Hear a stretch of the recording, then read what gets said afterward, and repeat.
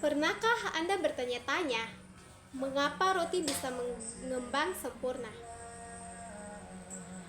Dan mengapa buah segar kayak vitamin terasa lebih segar daripada minuman instan? Atau mengapa beberapa makanan justru bisa menjadi racun bila tidak diolah dengan benar? Jadi, semua jawabannya ada pada kimia pangan. Dari peran enzim yang mempercepat reaksi, vitamin dan mineral yang menjaga gizi, bahan tambahan pangan yang menjaga rasa dan warna, hingga senyawa fitokimia yang menyehatkan, bahkan senyawa beracun yang harus diwaspadai. Yuk kita eksplorasi bagaimana senyawa-senyawa ini bekerja dan bagaimana aplikasinya dan pengolahan pangan sehari-hari. Halo Sobat Pangan, kalian tahu nggak? Ada protein super kecil loh yang bisa bikin makanan jadi lebih enak, empuk, bahkan lebih tahan lama. Yuk, namanya enzim. Enzim bekerja mempercepat reaksi kimia, kayak amilase yang memecah pati jadi gula, atau protease yang menguraikan protein. Dalam industri makanan, enzim mempunyai banyak peran. Yang pertama, di roti, amilase bantu ragi menghasilkan gas, menjadi roti jadi mengembang. Yang kedua, di keju, enzim rennet bikin susu menggumpal. Dan yang ketiga atau yang terakhir, di nenas dan bromelin. Dari nenas bisa bikin daging jadi lebih empuk. Jadi, tanpa enzim, proses alami dan industri bakal jauh lebih lambat. Next, yang selanjutnya kita akan membahas tentang vitamin. Pernah dengar? Jangan masak sayur kelamaan, karena vitaminnya akan hilang. Emang benar? Yuk kenalan sama vitamin. Vitamin adalah mikronutrien penting. Vitamin ada dua jenis, larut air, yaitu vitamin B dan C, gampang rusak saat dimasak. Yang kedua, larutan lemak, vitamin A, D, E, K, disimpan dalam tubuh lebih lama. Contohnya, jeruk, vitamin C, antioksidan, bantu daya tahan tubuh. Yang kedua, wortel, vitamin A, baik untuk mata. Yang ketiga, matahari, vitamin D, bantu menyerap kalsium. Dalam industri pangan, vitamin sering ditambahkan lewat fortifikasi. Misalnya, susu plus vitamin D, atau tepung plus vitamin kompleks, atau minuman plus vitamin C. Jadi, vitamin itu kecil, tapi pengaruhnya besar. Di video selanjutnya, kita akan membahas tentang mineral. Mineral. Kalau vitamin dari organik, maka mineral berasal dari unsur alami dan penting banget buat tubuh loh. Yang pertama, kalsium. kalsium untuk tulang dan gigi. Yang kedua, zat besi buat pembentukan darah. Yang ketiga, kalsium dan natrium. Jaga keseimbangan cairan dalam tubuh kita.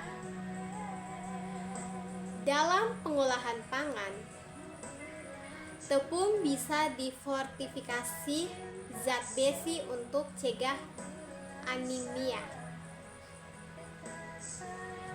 Garam ditambahkan iodium untuk cegah gondok. Produk susu sering diperkaya kalsium. Bahkan baking powder pun mengandung mineral untuk membantu adonan mengembang. Jadi, jangan sepelekan mineral karena tubuh sangat membutuhkannya setiap hari. Yuk, mari kita lanjut ke topik yang berikut, yaitu bahan tambahan pangan. Bahan tambahan pangan atau BTP. Pernah baca label makanan dan lihat kode E atau nama-nama kimia aneh? Itu bahan tambahan pangan loh. BTP ditambahkan untuk bikin makanan lebih awet atau menarik dan sangat enak. Contohnya, pengawet natrium benzoat untuk saus dan minuman, emulsifier lecithin bikin campuran lemak dan air stabil, pemanis buatan aspartam untuk diet dan diabetik. Tapi tenang, semuanya ada batas aman atau ADI dan harus disetujui BPOM. Jadi, BTP itu aman asal digunakan dengan benar. Oke, next. Mari kita lanjut ke pembahasan yang berikut, yaitu bahas pewarna makanan. Jadi, pewarna makanan warna-warni emang menggoda. Tapi, pewarna yang dipakai aman gak sih? Pewarna ada dua jenis, alami dan sintetik. Yang pertama yaitu alami. Kurkumin dari kunyit, antosianin dari kol ungu. Yang kedua yaitu sintetik, tartrazin atau kuning, sunset yellow yaitu orange. Dipakai di permen, minuman, kue, tapi harus dalam batas yang wajar. Pewarna alami makin digemari karena lebih sehat. Tapi sayangnya, warnanya kurang tahan lama dibandingkan sintetis. Intinya, pewarna boleh asal sesuai aturannya. Oke, next. Kita lanjut ke video yang berikut, yaitu flavor atau perisa. Makanan bisa enak bukan cuma karena bumbunya, tapi juga karena perisa atau flavoring. Ada 3 jenis perisa, yaitu perisa alami, sintetik, dan tik alami. Ada 3 jenis perisa, yaitu yang pertama alami, yang kedua sintetik, yang ketiga identik alami. Kita masuk yang ke pertama, yaitu alami.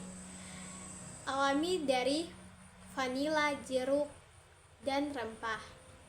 Yang sintetik dibuat di lab, tapi rasanya mirip loh.